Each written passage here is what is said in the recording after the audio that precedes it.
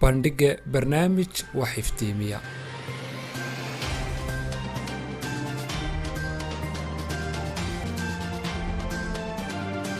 muwaadin cashuurtu waa waajib qaran diidmadeeduna waa dembi qaran.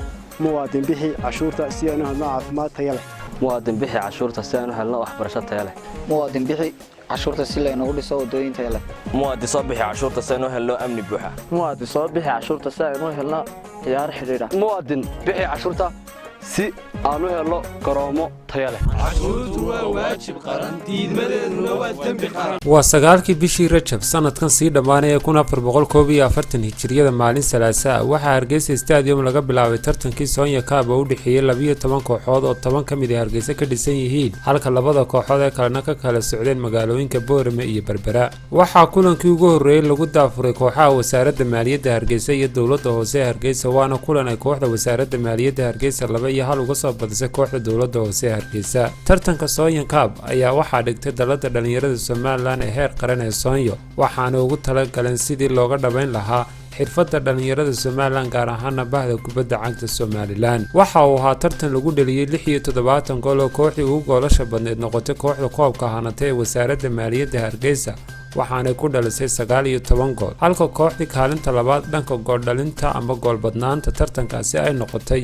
kooxda dawladda hoose Hargeysa kuna dhalisay 9 gool. waxaa kaalinta saddexaad gashay kooxda ciidanka booliska ee Goodir kuna dhaliyeen 6 gool halka sidoo kalena kaalinta afraad ay soo wada galeen kooxaha ciidanka qaranka gaashaan xidigaha cirka iyo wasaaradda caafimaadka oo 8 gool soo dhaliyay. kaalinta shanaad waxaa soo wada galay kooxaha wasaaradda ganacsiga xidigaha Boorama iyo DB World Berbera waxaanay ku dhaliyeen min 4 gool. kooxda ciidanka asluubta Hargeysa waxay tartankii Sonya Cup ku soo dhalisay 3 gool. kooxda Waxool waxay ku soo dhaliyeen 2 gool halka kooxda wasaaradda biyaha Hargeysa ay tahay kooxda ugu goolasha yar kuna dhalisay 1 gool. sidaad og tahay daawadaha sharfan oo 12 kooxood ee tartanka Sonya ka qayb galay haddaynu markaan eegno goolasha laga dhaliyay waxaa xusid mudan in kooxaha wasaaradaha maaliyadda caafimaadka ganacsiga iyo Goodir laga dhaliyay min 5 gool. kooxaha dawladda hoose ee Hargeysa xidigaha cirka laga dhaliyay min 7 gool. kooxaha ciidanka gaashaan iyo xidigaha Boorame laga dhaliyay min 11 gool. kooxda asluubtana 4 gool. kooxda Waxool 2 gool.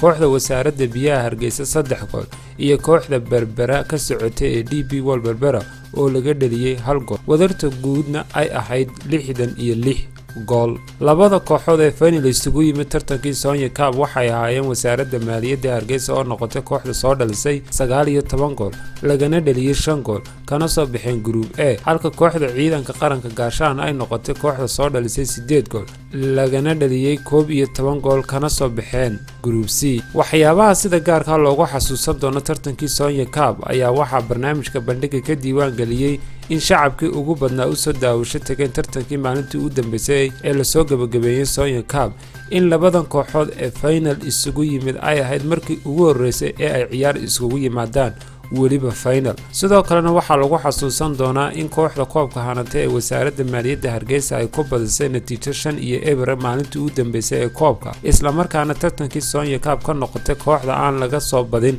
barbaragelin sidaana ku hanatay koobkii Sonya Cup ee 22 bishan Dulxije ee sii dhamaanaysa ee sanadkan sii gabagabaysmay 1441 hijriyada maalin Arbaca la soo gabagabeeyay. ha yeeshee maxay ahayd ujeedadii laga lahaa tartankii Sonya Cup ee la soo gabagabeeyay?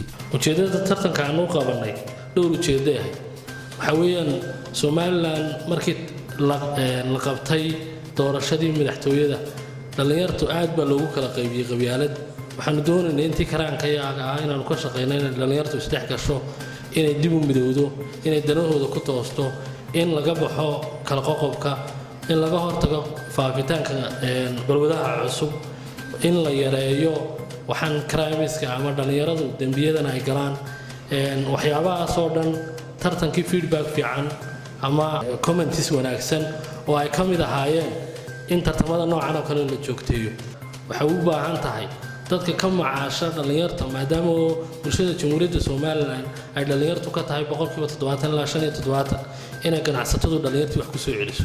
haddaba maxaa lagu xasuusan doonaa tartankii Sonya Cup intii uu socday?